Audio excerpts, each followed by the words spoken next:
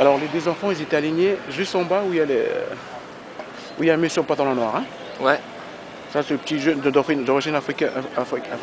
Le petit maghrébin, il est un peu plus loin. Mais ils avaient les deux têtes côte à côte. La bécane était ici. Et que la police après l'a ramené. Un agent de police l'a ramené pour remettre un peu plus loin. Vous l'avez vu le tirer? Je veux dire. Et le chauffeur, c'est-à-dire le chauffeur qui boitait, moi je pense que c'est le chauffeur parce qu'il a pris un coup. Il a l'air assez jeune, il a marché, en me croisant ici, il m'a demandé d'appeler du secours, de faire quelque chose parce que... Et c'est là que j'ai aperçu qu'il y a deux de ses deux collègues qui s'attendent à faire des massages. Et ma cousine qui était dessus, hein, attend de me faire des... On appelle ça les... Massage cardiaque? Massage cardiaque. Quand je me suis approché, ma cousine il est venue vers moi, il m'a attrapé, il m'a dit Robert, laisse tomber, ils sont morts, ils sont décédés tous les deux. Après, il y avait des jeunes qui sont arrivés, tous les jeunes que je connais, ils sont tous montés. Quand ils ont vu, ils ont reconnu deux jeunes, dont un qui est stagiaire ici à la boulangerie. Ils ont commencé à pleurer, crier, tout ça et tout. Deux agents de police sont arrivés, ils sont garés là-bas. Je crois deux voitures de police. Ils sont tous venus ici, on a fait un barricade. Les jeunes commencent à s'exciter. Et c'est là, à partir, ça veut dire 3-4 minutes après, on n'a plus vu les policiers qui sont... Donc ils sont partis en fait. Hein. Là, on a laissé les deux corps comme ça. Et c'est les pompiers qui s'en occupaient jusqu'à la fin. D'accord. Voilà. Alors, je vous explique. Le choc, ça s'est passé, vous voyez où il y a la voiture? Ouais. Là. C'est là-bas. Vous calculez la distance, il y a combien? 20, 30, 40 mètres là d'ici? 40 mètres, 50? La bécane était ici. D'accord. Les deux corps étaient là. Donc si c'est une patrouille de routine, c'est-à-dire 30 km/h ou 40 km/h, comme dit le ministre de l'Intérieur, Mme Aliomari, ou le préfet, c'est impossible qu'on peut retrouver des corps ici. Certes, c'est une priorité à droite là-bas, vous allez voir. Les deux jeunes ne ont peut-être pas respecté la priorité à droite, mais la police, quand ils viennent là-haut, il y a une aussi priorité à droite qu'ils doivent respecter de ce côté-là.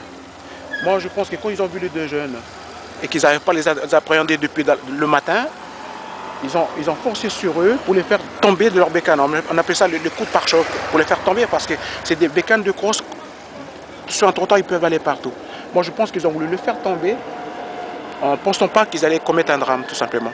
Et que le monsieur, le petit jeune policier qui conduit la voiture, n'a pas pu maîtriser le véhicule. Il est venu trop vite, à une allure, je ne sais pas, largement au-dessus de 50 ou 60 km/h pour le percevoir. Parce que vous verrez l'état de la voiture, c'est impossible. Comme ils disent les gens, qui roulaient à une vitesse moindre, comme ça, à 30 km/h, une patrouille normale. Hein, et puis que c'était un accident normal, ils sont tombés face à face, comme ça. Hein, et puis là, bon, vous voyez ici, c'était ici qui était la bécane.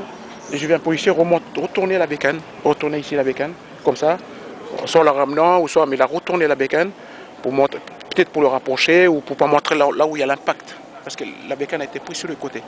D'accord. Sur le côté, c'est pas sur, c'est au milieu.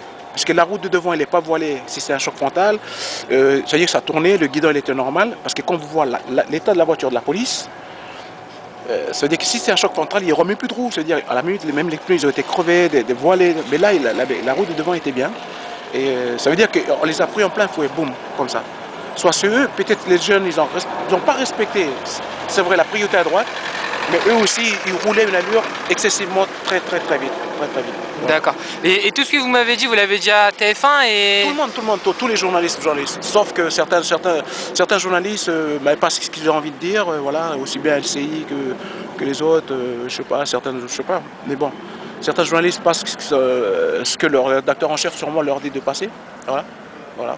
Malheureusement. Donc, même hier, avant que des polices fassent son enquête, ce matin, déjà, on entendait dire que c'est la faute, que c'est pas la faute de la police, mais c'est la faute des jeunes qui ont coupé la priorité, qui roulaient vite.